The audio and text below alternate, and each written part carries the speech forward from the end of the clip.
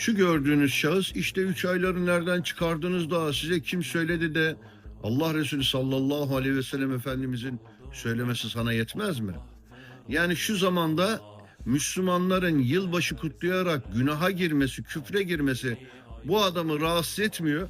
Ama Müslümanların 3 aylarda ibadet etmesi bu adamın zoruna gidiyor.